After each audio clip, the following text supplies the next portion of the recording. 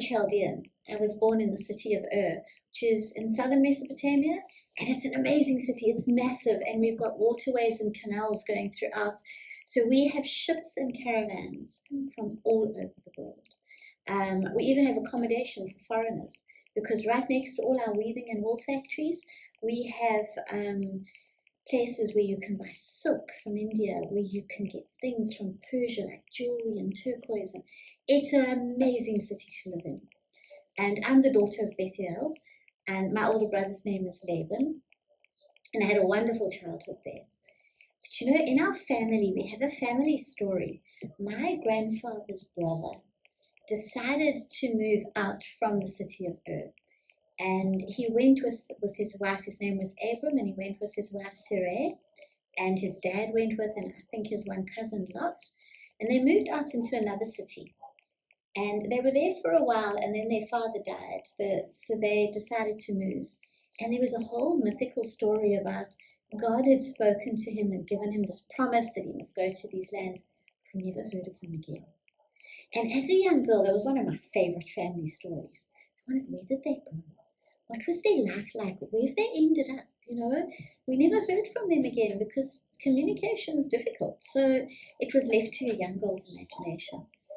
And I dreamt of the possibility of travel and meeting strange people. But I met enough foreigners in the town, and it's not a culture that women can just grab a camel and go traveling. So you stay at home. And it was on a totally ordinary day. And it was late afternoon, and I'd been sent to go and get water from the well. It was already cooling, so evening was coming. And the sun was starting to set. There was a gentle breeze coming in off the deserts. And I walked to the well with my water jar, and I tied the rope around its neck, and I dropped it down the well. And then you hear a loud splash, and you wait for it to sink, and then you pull it back up. And I picked up the jar, and I put it on my shoulder to go home.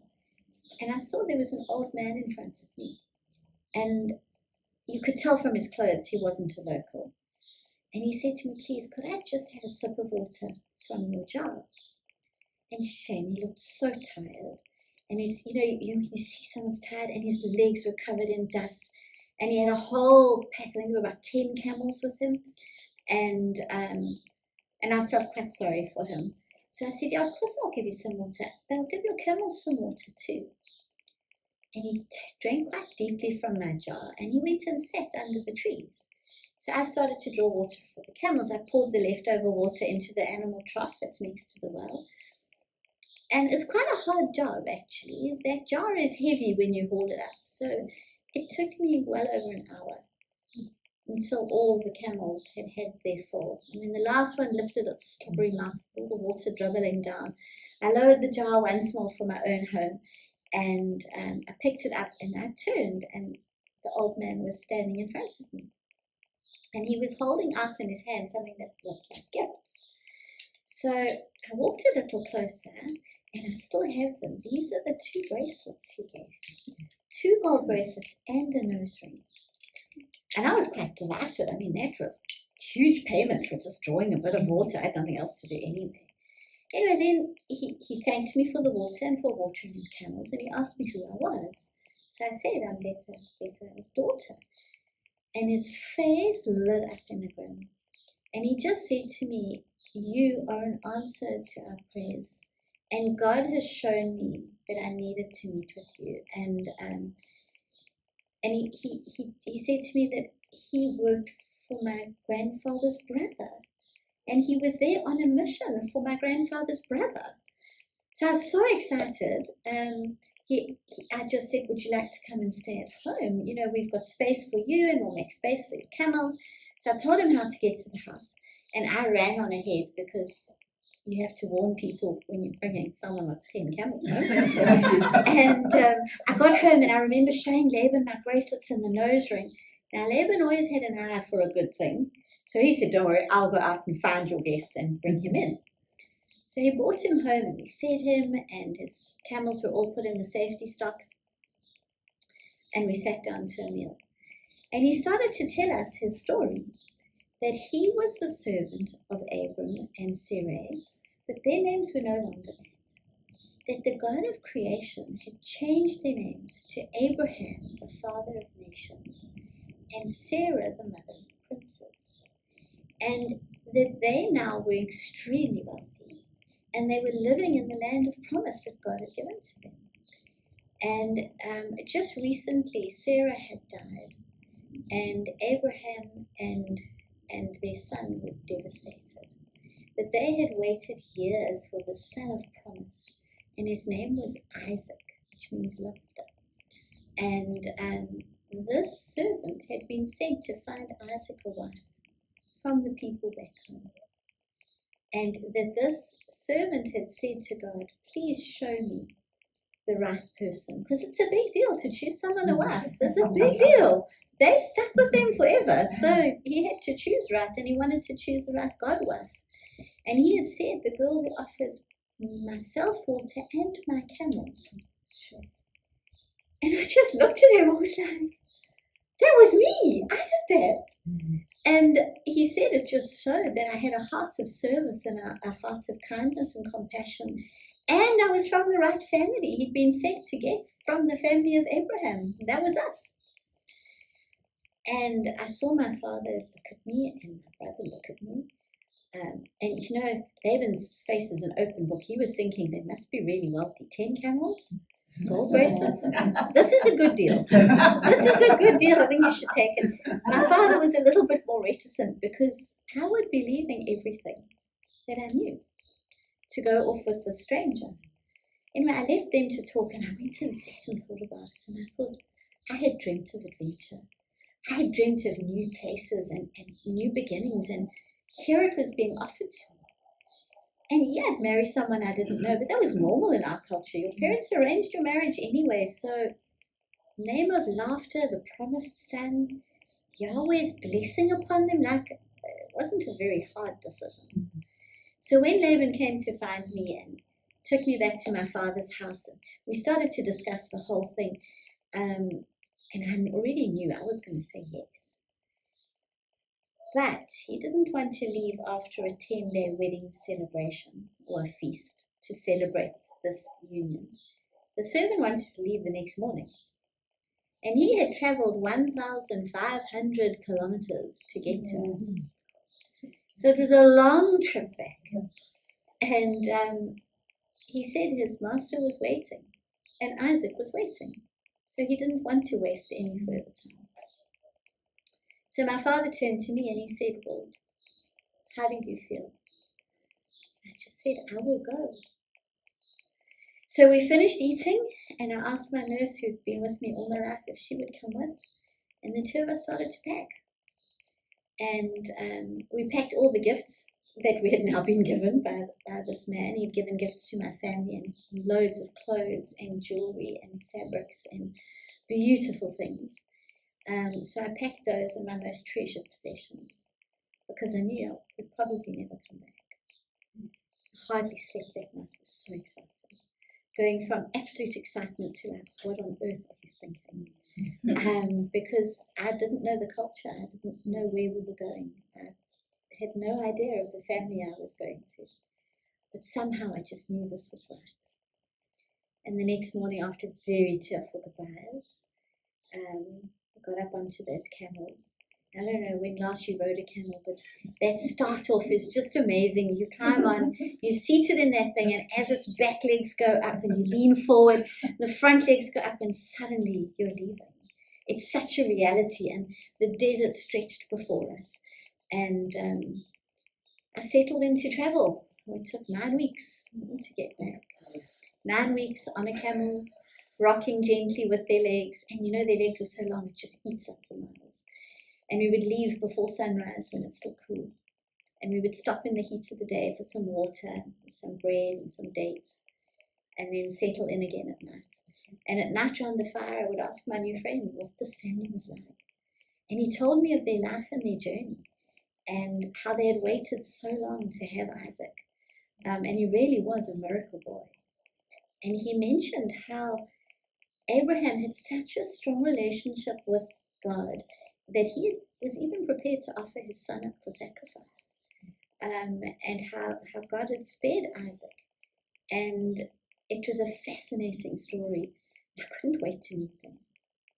And eventually, after 9 or 10 weeks, we got to the borderlands and we crossed over into Abraham's land, the land of promise. And we were going through the fields and you could already see the wealth. The fields were just beautiful. They were perfectly maintained and they were blessed. Everything was flourishing and growing. And then I saw a man in the distance, but he was in prayer. He had a shawl over his head and he was praying. And we stopped the caravan, and as the camels leaned forward and I leant back so I wouldn't fall, and I got down, I said, "Who is that man?" And the servant said to me, "That's Isaac. That's your future husband." And I can remember I had an outer shawl over and I covered my face because suddenly I felt a bit shy. So I met Isaac for the first time with modesty and chastity, and it could have been a disaster, couldn't it? So far from home, there's no quick route. You can't leave and go back to mum. It's just not an option. But you know, it was amazing. Isaac loved me. From the moment we met, he loved me. And shortly after I arrived, we got married and we moved into Sarah's tent. And he cherished me, and it was amazing. It really was an adventure. It was a life so different from what I had known. And Abraham began to teach me all about God and the relationship that he had with God. Abraham also remarried and had 6 sons. So the camp was busy. Our homestead was busy with children. And it was wonderful, all these little kids running around, and I got to raise them and cherish them and love them. And Abraham lavished gifts upon them. But we all knew that my husband was the husband of promise. So he would inherit everything, the land, the blessings, everything would come to him. And to our children, which took awfully long to arrive. You know, when you're young, it's not so bad, but when I started to get to 40, it was like, come on now, when is this going to happen? And I took my heart to Isaac and I said, I'm now a little bit desperate. I really, really want children. And you're the seed. Where's all the seed coming from if we don't have children? And so Isaac prayed over me, prayed God's blessing over me. Before he knew it, I was pregnant. And I was so excited. And my belly grew, but it grew fast. And I thought, well, maybe it's because I'm a bit older. You know, it's different when you're older and you're a mom. But sometimes it felt like there was an angry camel in my stomach. Like it was just, these babies fought continuously and it was really uncomfortable. And I went before God and it's like, Yahweh, I don't understand. Why is this so hard and so uncomfortable? I'd watched my mother-in-law have children and it wasn't this bad. You know, God spoke to me. The Lord God told me that in my belly were not one baby, there were 2. And they were representing 2 nations who would struggle and fight. That when they separated at birth, they would fight. And that the firstborn would serve the secondborn. You know, when God speaks to you, don't forget. Anyway, I got through the rest of my pregnancy, and like every first-time mom, even though I was 40, I was nervous and excited and afraid. And when that first baby came after a very long, hard, awful labor, the first baby was born, and he was red. You know those babies that just looked like they had a good squash. He was red and he was hairy. So we called him Esau. And very soon afterwards, literally clinging to his heel, came Jacob. And Jacob was smooth-skinned. And we finally had 2 sons. And the joy on my husband's face when he saw these 2 boys, just beyond measure. Maybe equaled by his father's face when he saw the seed of him. Finally here, these 2 beautiful boys. And we watched them grow, and they grew strong and very different. For twins, very different boys. But life was wonderful. Sadly, Abraham did die. He was quite old and he passed away. Not after blessing his other sons who were younger than Isaac. And as they grew, they took their gifts and they moved to the east. because this was Isaac's land. And our flocks were huge. We really had incredible wealth. We had flocks and servants, and a famine came to the land. And we needed more grazing. So we started to talk about, where do we go? Do we go to Egypt like his father had done? Because there's always grain to be had in Egypt.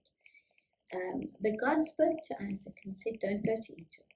Stay in the land that I have given you. I will provide for you.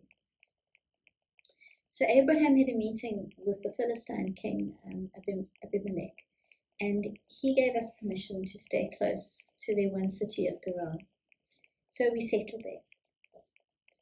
And we had a really good marriage up until this moment. I wasn't very impressed with my husband because he was a bit concerned that our wealth would attract attention and possibly jealousy of the Philistines who we were staying with. They weren't very fond of us anyway.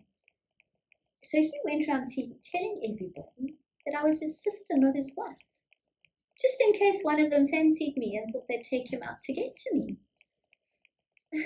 Charming. Anyway, I was unaware of this, and Isaac and I were still very much in love after all these years, and he was kissing me and whatever. And the king of Gerar saw and realized that if this was a sister, this was a problem. So he figured out I was actually his wife, and he was furious. He said, what would have happened if one of the men had taken me to his bed? And here I am Isaac's wife. We would have called the curse of God down upon him. Well, if he thought he was bothered, I was a bit more bothered. And fortunately, it had not happened. But he was really angry with us. And he asked us to move. So we did. We left and we went from the city of Gerar into the valley just below. But the Philistines had been jealous of us. And because we had the protection of the local king, they could not attack us. So what they did instead, they filled up all the wells Abraham had dug. Now, wells are wealth in that country. When you fill someone's well, that's a declaration of war. Anyhow, so we moved from where they'd filled the wells, and we went and dug new wells. And then the local herdsman came and said, no, that's our water. We were here first. That's our wells. And to dig a well is a huge task. It's not a small thing. It's a couple of months undertaking to get your wells dug properly. Anyhow, Isaac, the man of laughter, just said, let's just move. We don't need a wall. Let's just move. So we moved to another area, and here we again found water. God's blessing was just always upon us. And no one came to challenge us. So we settled there for a while. And then we moved on to Beersheba, where he started to dig another well. And one day we were sitting outside our tents, and we saw some men approaching. And visitors are always welcome, because quite a lonely life as a nomad, even when you have a huge gathering that travels with you. But it also, you wonder, are they coming for our wells? Are they coming for our livestock? Are they coming to take our lives? We don't know. So it's always a bit of trepidation. But anyway, these three men arrived, and we saw it was the king. King Abimelech had come to speak to us. And Isaac wasn't that friendly straight off. I mean, they had kicked us out of their country, and out from under his protection. But he had with him his chief advisor and the head of his armed forces. And they had seen that the hand of God was upon us.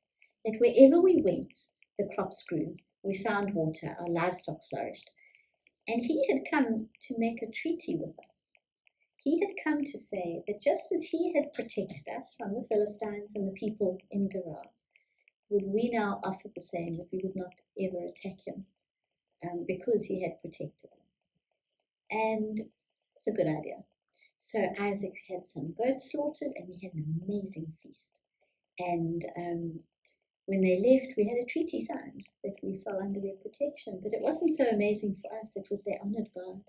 They said they could see that the hand of God was upon us, and they respected us, and they did not want to interfere. Anyway, we settled there for a while, and we were really happy. And the boys grew. Let me tell you a little bit about my sons, because what mother can help herself? So the eldest Esau, he was an outdoor man of note. He was a hunter. There was nothing he couldn't hunt. He feared nothing in that great outdoors. He was loud, he was strong, he was brave. And he was smelly, and he was dirty. I mean, he was loud. But his father loved him. He was the dream son. And Isaac did favour him a lot. Jacob was just a darling. He liked poetry and he loved being around the house. He was an amazing cook. He could make anything grow. He was always there to help me and keep me company. I secretly favoured him. But it was fine. They each had the favour of him. That's okay, isn't it? Yes. Anyhow, they grew to be men. And one day, just to give you an idea of their personalities, Jacob had made a lentil stew. And the smell of it was just all over the camper. He had seasoned it and he had a gift with spices. And Esau came in from the fields and he was tired and he was hungry and he was sweaty and he demanded some of the stew. Like, older brothers do. Like, I want some of your stew, give it to me. So Jacob, being a little cheeky, said to him, well, you can have some of the stew, but only if you give me your birthright as firstborn. And Esau said, well, I'm so hungry that I'm probably going to die. So what's the point of a birthright when you're dead? You can have the birthright, just give me the stew. So he had a huge portion of lentil stew and bread. And he despised his birthright so much, he just gave it away. And the years passed, and the men grew. And my darling husband was getting really old and frail. His eyesight had pretty much gone, he could hardly see. And one day, I wasn't listening on purpose, but you can hear through tent walls. And I heard him and Esau talking. And Isaac said to him, no, I need to bless you as my firstborn. So I want you to go out and catch me some game and make me that favorite stew that you make me. And when I've eaten my fill, I will give you the firstborn blessing. And Esau didn't need to be asked twice. He grabbed his bow and he was gone. And I sat there thinking, hold on a second, this isn't right. The birthright belongs to Jacob, so he should actually get the blessing. And remember what God said? That the younger would rule over the older. This isn't right. He deserves his father's blessing. So I'm quite resourceful. I went to find my son, who was never far from home. And I just said to him, go and kill us 2 goats. We are going to make that stew that your father can't resist. Bring all your knowledge of herbs and seasoning to it, and you are going to go in as Esau and get the blessing. Your father's almost blind, he won't know. And Jacob was a little bit concerned. Not whether it was right or wrong, mind you. He was just concerned that his father would notice. Because if his father touched him, Jacob had beautiful, smooth skin. And Esau was hairy and quite stinky. So he would know. Anyway, ever resourceful, I said, let me worry about that. And he said, no, isn't there, what if my father notices? Like a fool, I said, well, any curse I'll take. Because you deserve this blessing. So I went and I took young goat skin and I strapped it onto my son's smooth hands and neck. And when that stew was ready, I pushed Jacob into that tent with this fragrant stew in his hands. And Isaac said, who's here? And he said, it's me, your firstborn. I've come with your stew I've returned. I have your stew ready so that you can eat and bless me. He said, I was standing outside, I heard Isaac say, but it's the voice of Jacob. But you smell like Esau, because I put Esau's clothes on you, haven't I? So he said, come closer. Are you really my firstborn, Esau? I said, yes, it's your firstborn. I've come from the blessing. Isaac reached out and he touched that goat skin. He said, oh yes, it is you. And he ate the stew. And when he was done, he put the bowl down. And he kissed Jacob. And he gave him the firstborn blessing. And when he kissed him, he could smell the smell of the fields of Esau's clothes. And he said to him, I bless you with the wind. I bless you with all grain. I bless you with the fruit of the vine. He blessed him with everything. He gave him a blessing that said, I bless you that your mother's children will bow down and serve you. And anyone who blesses you will be blessed. And anyone who curses you will be cursed. And with that, Jacob picked up the bowl and he walked out the tent, carrying the absolute blessing of his father. And he went to go and clean up. I was washing the cooking utensils. And I was quite proud of myself. I'd got what I wanted. And Jacob carried this incredible blessing from his father. And then Esau returned. And he had made a kill. And we could smell his stew cooking. And he went racing in. As soon as it was ready, he walked into his father's tent and he said, "Father, I have come. Here is your stew, so that you can give me your blessing." And Isaac said, but who are you? And he said, "It's Esau, it's your son." And I looked through the tent door and I could see Isaac's hands were shaking. He said, but I've already eaten your stew and given you your blessing. And immediately you could see on Esau's face he was so devastated. He just said to his father, "But have you no blessing left for me? I am your firstborn. I did as you asked. Surely you can bless me too." But Isaac couldn't take back his blessing, and he couldn't transfer it onto his favourite son. And Esau was crying. My son was crying. As his father gave him what little blessing he could. He couldn't bless him with the grain, couldn't bless him with the vine. He just said that his life would be hard, that eventually he would throw the yoke of his brother off his neck. And I went to find Jacob, and the reality of what we'd done began to sink in.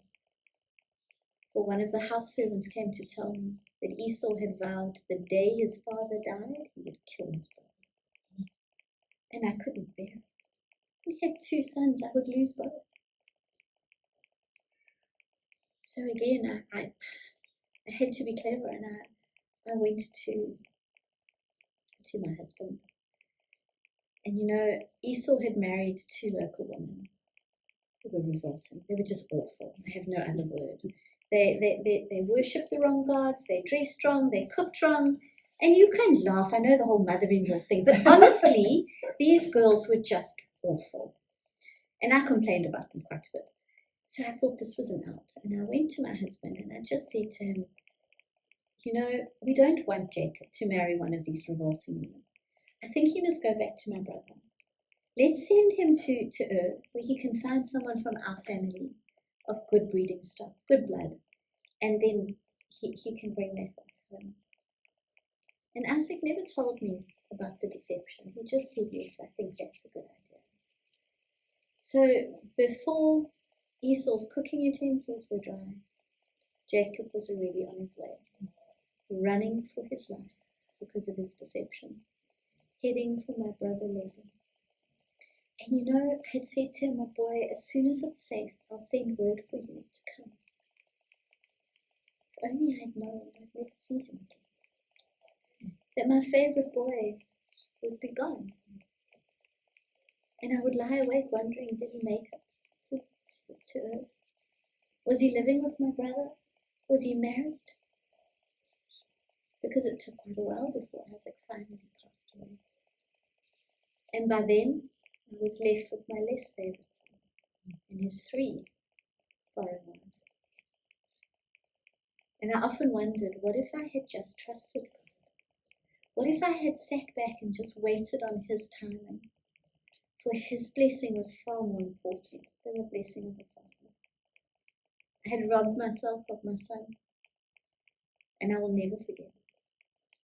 But somehow I knew, and I still know, that as frail and stupid as I was, God's purpose would still be fulfilled through Jacob, because he had said so.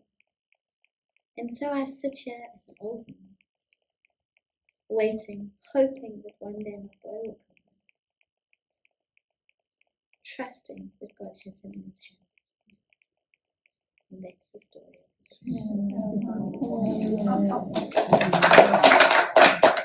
And then when I was doing the research for this, I came across this beautiful reason, because it's an awesome story. Yeah, amazing. But it's more than just a story.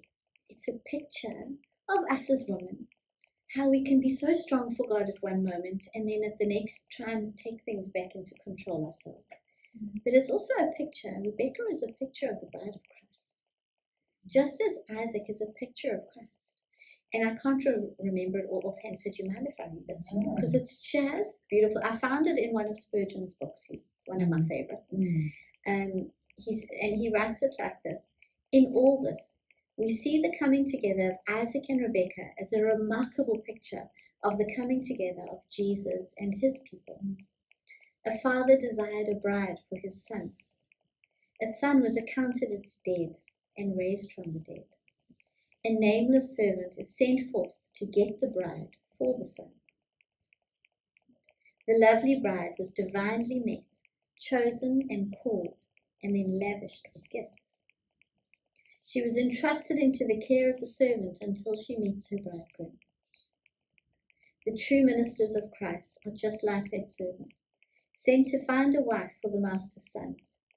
And the greatest desire is that many shall be presented unto Christ in the day of appearing as the bride, the Lamb's wife. Both Rebekah and the church were chosen for marriage before they knew it, which is in Ephesians 1, verse 3 to 4, were necessary for the accomplishment of God's purpose, Ephesians 3, 10 to 11, were destined to share in the glory of the Son, John 17, verse 22 to 23. They learnt of the Son through a representative. They must leave all with joy to be with the Son. They were loved and cared for by the Son. Both Isaac and Jesus were promised before their coming, finally appear at the appointed time, were conceived and born miraculously, were given a special name before their birth, were offered up in sacrifice by their Father, were brought back from the dead, were head of a great company to bless all people, prepared a place for the bride, and had a ministry of prayer until united with her.